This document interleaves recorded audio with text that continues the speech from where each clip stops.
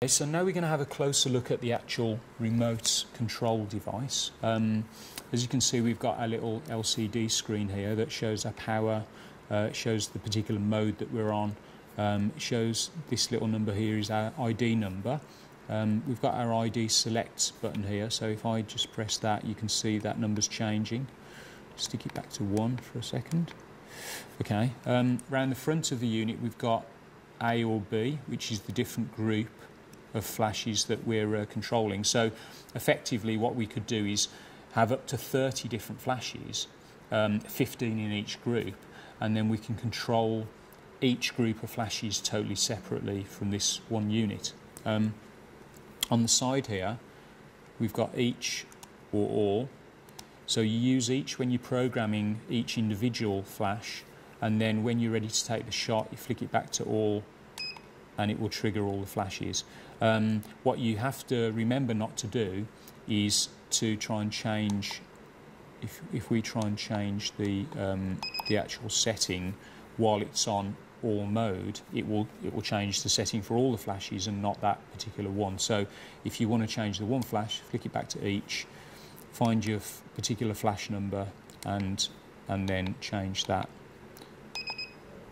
Now we've also got a this particular button here is for a modelling light that doesn't have this on this particular model. It doesn't have the modelling light, it's on the other model, so that switch on this particular model is redundant. At the back we've got the power on and off button, and then on this side we've got the cell, which is our slave flash, so we can remote control whether the slave flash works or not from this unit as well. So all in all, that's quite a useful little device. Obviously it's got the standard, this is our battery compartment here. We've got our standard hot shoe mount here, which tightens up to your hot shoe. So this will work on most cameras. Yeah, it's quite a nifty little unit really. So around the back of the device we can see there's a little DC in.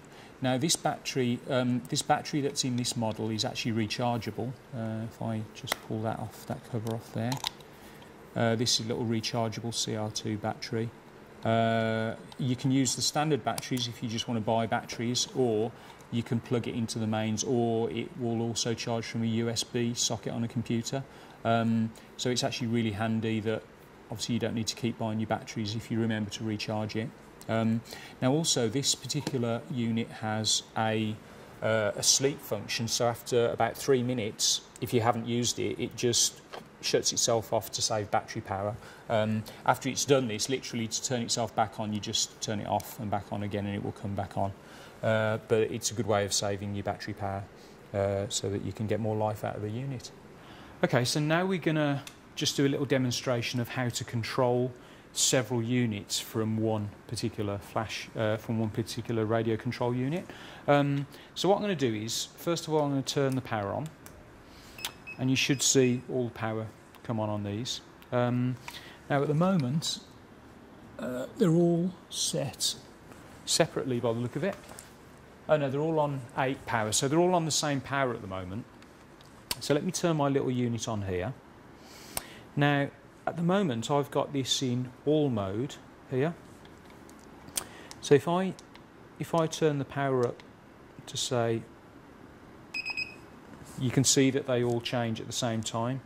If I turn the power down, let's turn it down to something, and they're all changing at the same time. Now I can test all those. That works fine.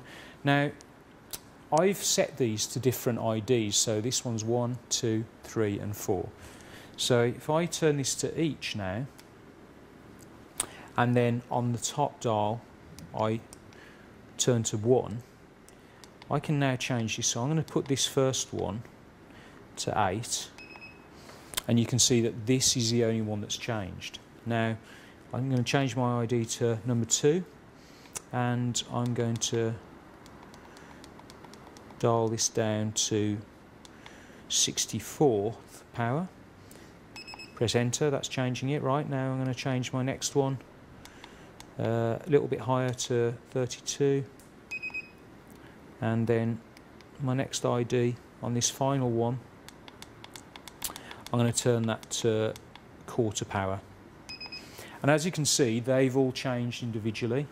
Now, to trigger all these, obviously if I press test at the moment, it's only triggering this one device. So I flick it back to all, take my shot, and they're all triggering at the same time. So I've got all these set up now to different values. Now, one thing you've got to make sure is when you want to trigger them and you go back to the all setting, I can trigger all these flashes at the same time.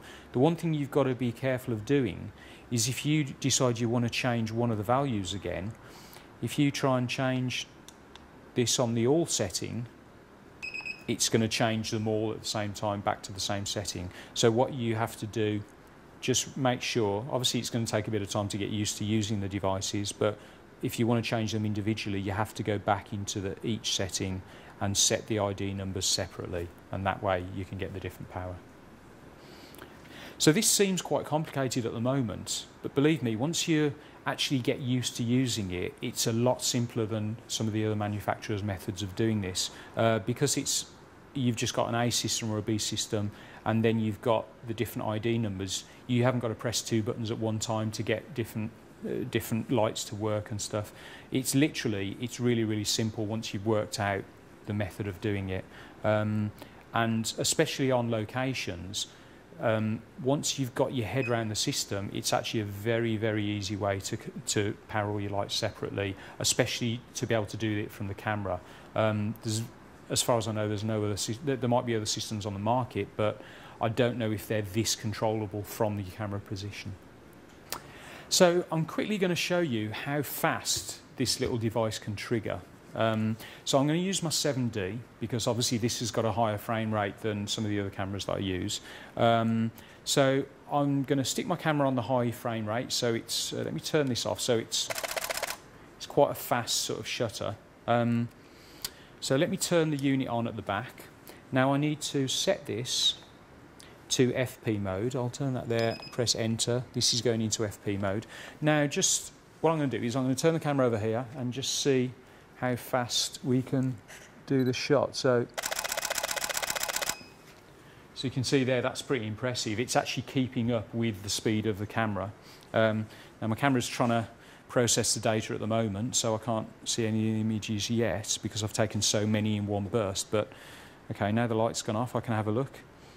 And yeah, sure enough, all the images are all identical exposures. So you can see here that the numbers are changing, we've got the same image, they're all consistent power on all the images.